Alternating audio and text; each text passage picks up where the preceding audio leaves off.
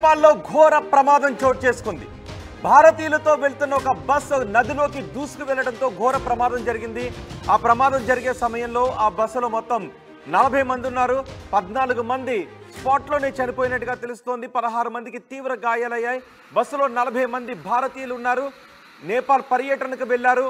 అది UP registered bus, UP FT7623 bus number. ఈ bus top కూడా ఊడిపోయింది. కేవలం సీట్లు మాత్రమే కనిపిస్తున్న దృశ్యాలు మనం ఆర్టీవీ స్క్రీన్ పైన చూస్తున్నాం. నదిలోకి దూసుకు వెళ్ళిపోవడంతో ఈ ఘోర ప్రమాదం చోటు చేసుకుంది. 14 మంది స్పాట్లోనే చనిపోయినట్టుగా చెప్తున్నారు. మార్సియాంగి నదిలో ఈ బస్సు దూసుకు వెళ్ళిపోవడంతో ఈ ప్రమాదం చోటు చేసుకుంది. బస్సు ప్రమాదంలో 14 మంది స్పాట్లోనే చనిపోయినట్టుగా తెలుస్తోంది. ఆ 14 మందిలో కొంతమంది జాడ తెలియడం లేదు. 16 మందికి తీవ్ర గాయాలయ్యాయి. ఆ బస్సులో ప్రయాణిస్తున్న వాళ్ళంతా అక్కడ ఆ రాళ్లలోనూ రప్పల్లోనూ కూర్చొని దీనంగా రోధిస్తున్న దృశ్యాలు కూడా ఆర్టీవీ స్క్రీన్ పైన కనిపిస్తున్నాయి. బస్సు నదిలోకి దూసుకు వెళ్ళినప్పుడు అది పల్టీలు కొట్టుకుంటూ వెళ్ళింది. ఆ పల్టీల కారణంగా బస్సు టాప్ కూడా ధ్వంసమైంది. మొత్తం టాప్ ఊడిపోయి కేవలం సీట్లు మాత్రమే కనిపిస్తున్నాయి.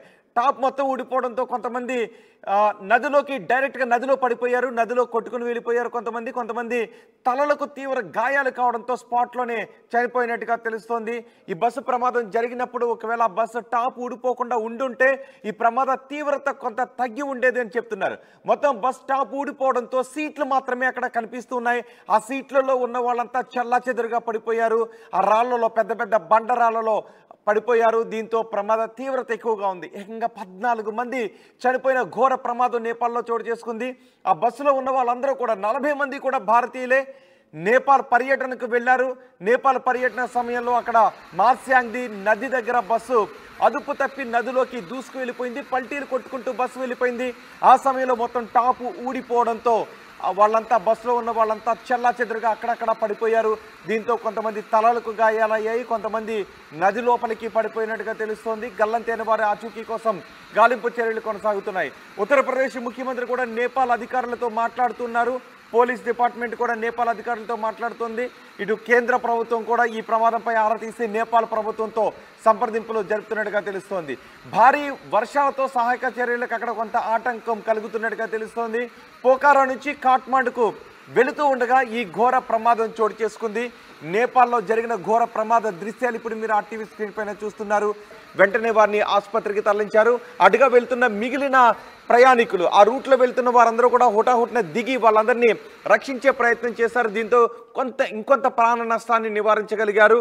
వాళ్ళంతా అక్కడ ఆగి గాయాల పాలైన వారిని వెంటనే ఆసుపత్రికి తరలించడానికి ఆ రూట్లో వెళ్తున్న మిగిలిన ప్రయాణికుల వాహనాలు కూడా సహాయక చర్యల్లో పాల్గొంటున్నట్టుగా తెలుస్తోంది. ఆ బస్సు టాప్ ఊడిపోకుండా ఉండుంటే ప్రమాద తీవ్రత కొంత తగ్గి ఉండేది. చూడండి, ఒక్కసారి మనకి ఎక్కువ మంది మహిళలు కనిపిస్తూ ఉన్నారు. ఆ రాళ్లపైన కూర్చుని వాళ్ళందరికీ కూడా గాయాలయ్యాయి.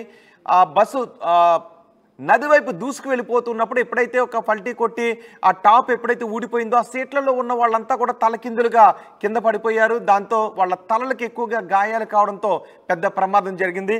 ఇటు భారత ప్రభుత్వం, ఉత్తరప్రదేశ్ ప్రభుత్వం కూడా నేపాల్ అధికారులతో ఈ ప్రమాదం గురించి మాట్లాడుతున్నారు. తక్షణం తీసుకోవాల్సిన చర్యలపైన, తక్షణం అందించాల్సిన వైద్య సహాయం పైన నేపాల్ అధికారులతో మాట్లాడుతున్నట్టుగా తెలుస్తోంది.